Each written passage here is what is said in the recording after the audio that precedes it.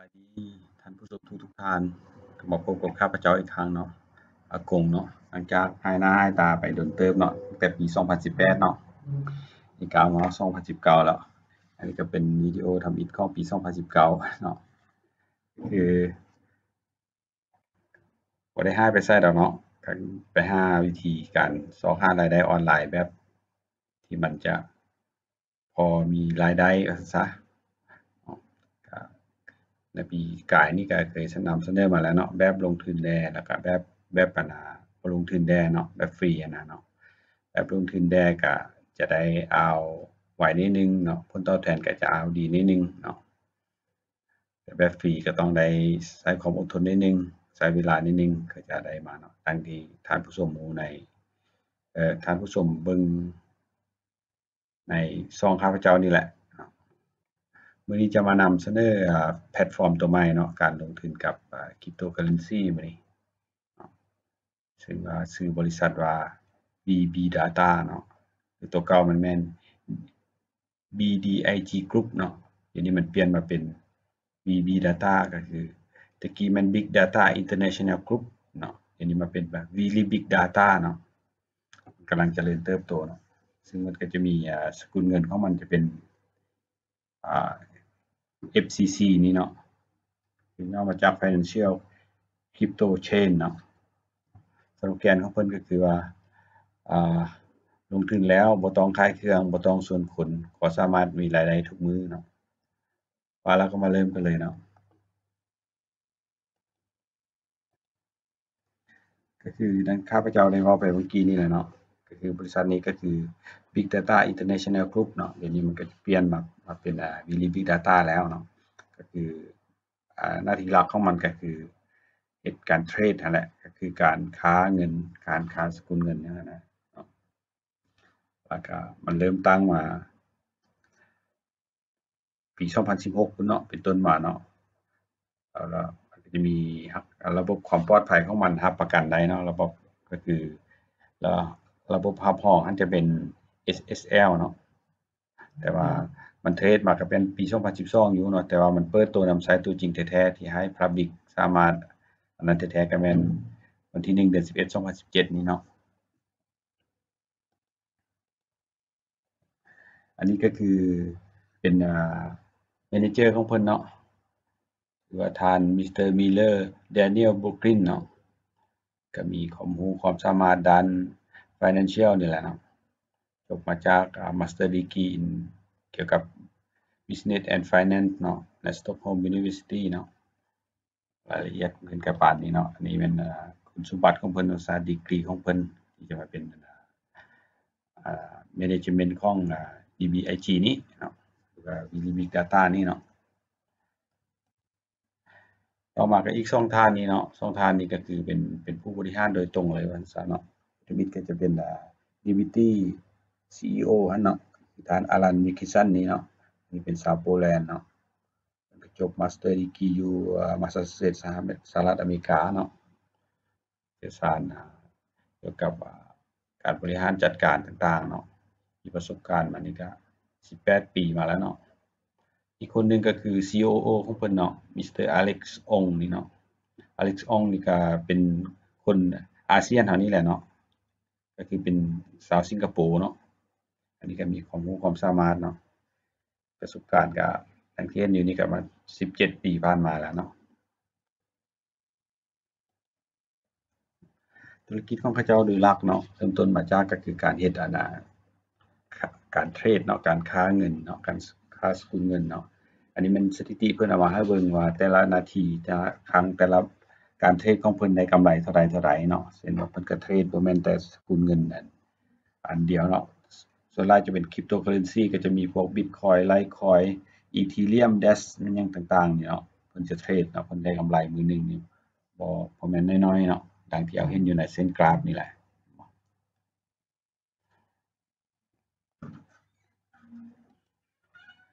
แล้วก็เพิ่นก็จะได้ผลิตเงินสกุลเงิน Cryptocurrency ของเพิ่นมาเองเนาะของบริษัทเพิ่นมาเนาะก็คือชื่อว่าอ่า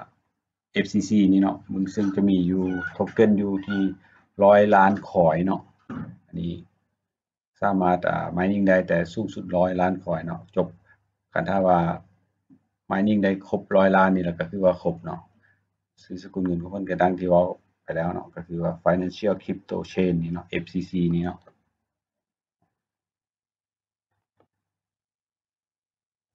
ก่อนสิเข้าไปเบิ่งแผนการลงทุนนำเพิ่นนะข้าพเจ้าอยากให้เบิ่งว่าผู้ใดอยากศึกษาเกี่ยวกับบริษัทนี้เนาะหรือว่าอยากไปศึกษาเองก็สามารถเข้ามาเบิ่งได้เนาะชื่อว่าเว็บของเพิ่นจะแม่นตัวนี้เนาะก็คืออ่า vbdata เนาะ .co นี่เนาะมันก็จะเฮ็ดแม่นหยังมาเกี่ยวกับแม่นหยังนี่สามารถไปเบิ่งได้เนาะครับข้อมูลต่างๆจังซี่นะนี่ก็ท่าน Alan Wilkinson นั่นเนาะจะมีมาแต่ละคนอันนี้ท่านสามารถเข้าไปเบิ่งได้เลยเนาะ vbdata.co เนาะตีเข้าไปเบิ่งในรถมึงมาศึกษาข้อมูลได้อยู่นี่เนาะว่าธุรกิจเพิ่นเฮ็ดแนวใดแม่นบ่ cryptocurrency บ่มีหยังใดข้อมูลหยังใดเก็บให้พวกเราอะนะครับอันนี้ก็จะประมาณนี้เดี๋ยวนี้ก็คือบริษัทของเพิ่นนั่นเนาะแต่ก่อนปัจจุบันก็ยังอยู่เนาะจะสำนักงานใหญ่จะอยู่ที่ประเทศกัมพูเชียเนาะประเทศกัมพูเชียแล้วตอนนี้ก็คือเพิ่นกำลังสิย้ายฐานไปประเทศจีนเนื่องจากว่าอยู่ที่เมืองจีนหั้นน่ะเพิ่นไปลงแล้วมันกำลังบูมหรือว่ามันกำลังขยายตัวอย่างหลายเนาะซึ่งตัวอย่างถ้าบรรดาทานเข้ามาเนี่ยเว็บนี้มันจะเป็นภาษาจีนโดยอัตโนมัติให้เลยเราต้องมาเปลี่ยนเอาอยู่บนนี้เป็นภาษาอังกฤษหั้นน่ะเนาะกำลังสิย้ายไปดังที่เขาเจ้าได้แจ้งเมลมาเนาะเขาเจ้ามาเบิ่งอยู่ในแดชบอร์ดของข้าพเจ้านี่เนาะคือตัวนี้นี่เนาะว่ามันจะแจ้งเพิ่นแจ้งมาบอกว่ากำลังสิย้ายอันน่ะฐานอัน Headquarter ของเอเชียนี่นะไปอยู่ประเทศจีนนี่เนาะแล้วก็กำลังจะrelocate จากกัมพูชานั่นแหละไปเนาะแจ้งมาให้รู้เนาะ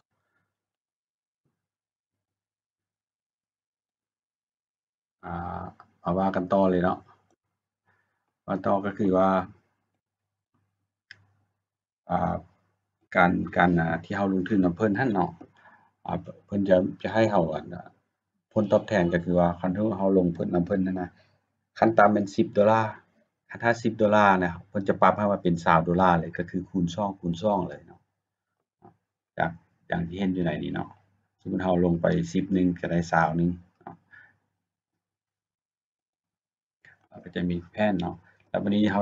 ได้10หนึ่งแล้วเราลง20หนึ่งอันนี้เราลง10หนึ่งได้20หนึ่งแต่ละมื้อหั้นน่ะเพิ่นจะให้จ่ายให้เราเนาะดอกเบี้ยมัน1%ทุกมื้อเนาะ อันนี้เนี่ยแพลนคันถ้าว่าสมมุติว่าเราบ่ถอนเลยเราสะสมไว้เนาะเป็นปีเนาะก็คือสมมุติเราลงทุนไป$10ขั้นต่ำนั่นน่ะเราจะได้อยู่$20แล้วก็มื้อละ2%เนาะเดือนหนึ่งเราก็จะได้มื้อหนึ่งเราจะได้แม่น$0.2เนาะเดือนหนึ่งเราจะได้$5 3เดือนจะได้$24 6เดือน51เนาะไล่มาจนฮอด1ปีเราลงไป$10เราจะได้อยู่$354คันถ้าเราลงไปสูงสุดแม่น$20,000จะได้$40,000เนาะก็ไล่มาตามนี้แหละเนาะเทื่อละ1มื้อละ1%หรือ1%ครบ12เดือนหรือว่า365วันเราจะได้มูลค่าเท่านี้เนาะ$1,000,000กว่านี่เนาะบางคนอาจจะแปลกใจว่าเป็นหยังบริษัทนี้จึงให้ผลตอบแทนสูงแท้เนาะความจริงมันก็บ่ได้สูงปานใดเนาะคันถ้าเทียบว่าการเฮ็ดเทรด Cryptocurrency นะคันเขาเจ้ามีระบบดีๆนะเขาเจ้าได้เกินมื้อหนึ่ง$1แน่นอนที่เขาจะเอาเงินเราไปเทรดอะนะเนาะคันเขาเจ้าแบ่งมาให้เรา1%อะนะเขาเจ้าเทรดได้เกิน1%แน่นอนเนาะแต่คันถ้าเขาเจ้าเก่งนะคันถ้าระบบเขาเจ้าแน่นอนดังที่เขาเจ้าเว้าเนาะก็คือเขาจะเอาเงินเราไปเทรดเขาเจ้าก็มาแบ่งให้เราแค่1%คันนั้นเขาเจ้าเอาหมดเนาะก็คือสถิติเขาเจ้าเฮ็ดให้เบิ่งนั่นแหละเขาเจ้าเทรดได้ตลอดซี้นะ แต่ว่าเว้าแนวนี้ก็บ่หมายความว่ามันจะบ่เสี่ยงเนาะทุกการลงทุนมีความเสี่ยงเนาะเขาเจ้าก็มีความเสี่ยงคือกันเราก็มีความเสี่ยงคือกันเนาะบ่แม่นว่าเว้าเข้าข้างว่ามีแต่ได้อะนะบ่แม่นเนาะข้างเขาจะเทรดก็มันจะเอาผลรวมอยู่แล้วเนาะมาสรุปอะนะเนาะ อันเมื่อกี้แม่นไปเฮาไปเบิ่งแม่นเฮาเบิ่งแม่นแผนที่ว่าเฮาบ่ถอนภายใน1ปีเนาะเฮาจะได้เท่านี้เนาะสมมุติเฮาลง100เฮาจะได้100ภายใน1ปีเฮาจะได้เพิ่มมาเป็น 7,000 นี้เนาะแต่ว่าบางคนเพื่อความปลอดภัยเนาะบ่อยากเสี่ยงหลายเขาก็มาใช้แผนการลงทุนเสี่ยงน้อยนี้เนาะก็คือแผนการลงทุนเสี่ยงน้อยนี้อ่าเขาจะเริ่มต้นอยู่ที่ $1,000 เนาะเพราะว่าเป็นหยังถึง $1,000 เพราะว่าขั้นต่ำแม่นเขาเจ้าให้ top up เนาะหรือว่าให้เติมให้สะสมเข้าไปอะนะต่ำสุดแม่น$10นะฉะนั้นเราลง $1,000 เราจะได้มื้อหนึ่ง$20เราได้$20แล้วเราแบ่งเอา$10นั้นไปใส่เนาะเราได้$20มาเราแบ่งเอา$10นี้มาทอนไว้แล้วเอา$10นี้ไปลงทุนคืนก็คือเราจะเงินอยู่ในอะนะ saving อะนะคอยเรานี่นะก็คืออยู่ในระบบเราจะค้างอยู่ตลอดเนาะค้างเท่าเก่าอยู่ตลอดเขาจะบอกนั้นแล้วเราก็ยังได้เงินกลับคืนมาอีกมื้อละ$10เนาะแล้วเงินเราอยู่ในระบบก็ยังคือเก่าอยู่สินะเนาะสมมุติว่าเราได้$10เดือนหนึ่งเราก็จะได้คืนมาประมาณ$300ต่อเดือนเนาะอันนี้ก็จะไล่เป็นสกุลเงินของมาเลเซียเนาะไฟล์นี้ก็คือต้องขอขอบใจเนาะอัปไลน์เนาะเพิ่นส่งไฟล์มาให้เนาะแล้วเพิ่นอัปไลน์ของเพิ่นอีกผู้หนึ่งแท้ๆก็จะเป็นคนมาเลเซียเนาะแล้วเพิ่นก็จะคิดไล่เป็นคำนวณอันนี้เป็นสกุลเงินริงกิตมาเลเซียเนาะแต่ว่าอันนี้เราไล่เป็นเงินดอลลาร์เนาะจะประมาณนี้เดือนหนึ่งแล้วก็แผนบัดนี้แผนการตอบแทนของเพิ่นเนาะบ่แม่นแต่ว่าอ่าเราบ่ชวนคนอันเมื่อกี้แม่นเราบ่ชวนคนเลยเราบ่อันนั้นเลยเราลงทุนเฮ็ดเองเราบ่ตื้อบ่ง้อบ่ค้อผู้ใดว่าซั่นซะมันก็จะได้แบบนั้นแต่ถ้าสมมุติว่าเราต้องการสร้างเครือข่ายหรือว่าสร้างสร้างทีมว่าซั่นซะเราก็จะมีการขึ้นตำแหน่งหรือว่าเราจะได้เงิน Fast Start แม่นหยังต่างๆมาเนาะก็คือ2ชั้นเนาะชั้นที่1นี่มันจะอยู่ประมาณ17ถึง30%นี่แหละเนาะแต่ว่าอยู่นี่ก็ลองมาให้เบิ่งจะแม่น ขั้นที่1จะแม่น17%เนาะคันถ้าเขาเจ้าลงขั้นต่ำนะคันเขาเจ้าลงหลายกว่านี้มันจะสูงขึ้นไปอีกอะเนาะอันนี้แม่นคันเขาเจ้าลง100เขาจะได้17%ชั้นที่1นี่เนาะคันเขาเจ้าลง100ชั้นที่2ของผู้นี้ไปต่อเราโดยบ่แม่นเราไปแนะนำนะเขาจะได้5%เนาะอันนี้มันจะเขาเอิ้น Fast Start มันจะได้2ชั้นเนาะแต่ความจริงมันก็ได้ลึกลงไปอีกคันถ้าว่าเราได้ขึ้นตำแหน่งเนาะขึ้นตำแหน่งไปหั้นนะก็คือตัวอย่างคือตัวนี้เนาะ คือคันเราขึ้นตำแหน่งไปแต่ละอันนั้นก็คือว่าเราผู้เดียวเราไปสร้าง5คนเรา5คนคนละ100ขั้นต่ำเนาะเราก็จะได้เป็นอันนั้น1สตาร์เนาะอันนี้เนี่ยเขาจะเอา1สตาร์1สตาร์แล้วบัดนี้เขาไปสร้างแบบเดียวกันนี้5คนเขาจะได้5สตาร์เนาะเขาจะได้ผลตอบแทนแบบอัน passive income อะนะอ่า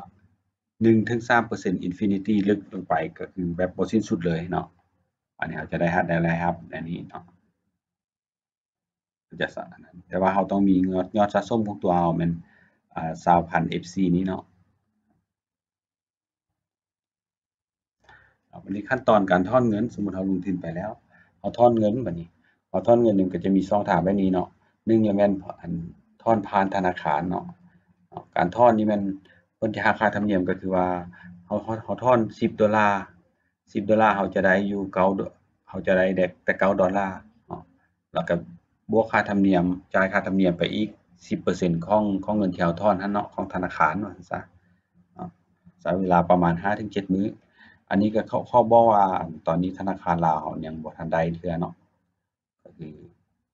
ยังบ่ทันรับรองต้องได้ใช้ธนาคารไทยหรือว่าต่างประเทศพุ่นเนาะที่ว่าเขาเจ้าอนุมัติหั้นน่ะเนาะที่เฮ็ดกันก็คือแม่นถอนผ่านแม่ทิมเนาะผ่านแม่ทิมหรืออัปไลน์หรือว่าดาวน์ไลน์เอาก็ได้เนาะก็คือสมมุติว่าเรามี100เราก็จะได้อยู่$90เนาะค่าให้ทิมอะนะเนาะอันนี้ก็จะโอนให้กันภายในมื้อ2มื้อเลยเนาะก็จะเสียน้อยไปอีกเราบ่ได้เสียค่าธรรมเนียมหลายขึ้นเนาะหรือว่าเราไปลงทะเบียนให้คนใหม่เนาะการลงทะเบียนให้คนใหม่นี่คนใหม่ที่จะมาลงทะเบียนนี้ก็คือซื้ออันน่ะแพ็กเกจ100หรือว่า10เนาะซื้อ10เราจะได้จ่าย$11เนาะซื้อ100จะได้จ่าย110เป็นหยังจึงว่าแนวนั้นเนาะเพราะว่ามันมีการมีค่าธรรมเนียมความเสี่ยงการซื้ออันน่ะบิตคอยน์หั้นแหน่เนาะแล้วก็การแลกเปลี่ยนอัตราแลกเปลี่ยนต่างๆหั้นน่ะเนาะหรือว่าคันถ้าว่าเรา บ่ถอนเฮาก็สะสมเพิ่มไปในแบบนี้เนาะที่เพิ่นเฮ็ดมาวันนี้เฮาจะเริ่มแนวใดเนาะเราจะเริ่มแนวใดกันก็มีแต่ว่าเฮาติดติดต่อหาผู้แนะนำเฮานี่เนาะหรือว่าผู้ที่ส่งวิดีโอนี้ให้ท่านว่าซะเนาะแล้วก็เขาเจ้าก็จะลงทะเบียนให้เนาะแม่ทีมอะนะจะลงทะเบียนให้เนาะก็จะมีเอาไปมีแต่ว่าลงทะเบียนฟรีก็คือส่งชื่อเต็มเนาะชื่อที่มันถูกต้องแท้ๆเลยเพราะว่าก็ต้องได้ยืนยันตัวตนเนาะแล้วก็อีเมลแล้วก็เบอร์โทรให้เพิ่นเนาะจะลงทะเบียนฟรีให้ก่อนเนาะก็ถ้าเราบ่อยากลงทุนหรือว่าบ่ตัดสินใจที่จะมันจะให้เวลาเรา14มื้อในการศึกษานะศึกษาข้อมูลนะเนาะถ้าเราบ่ลงทุนมันก็จะตัดรหัสออกไปอะนะ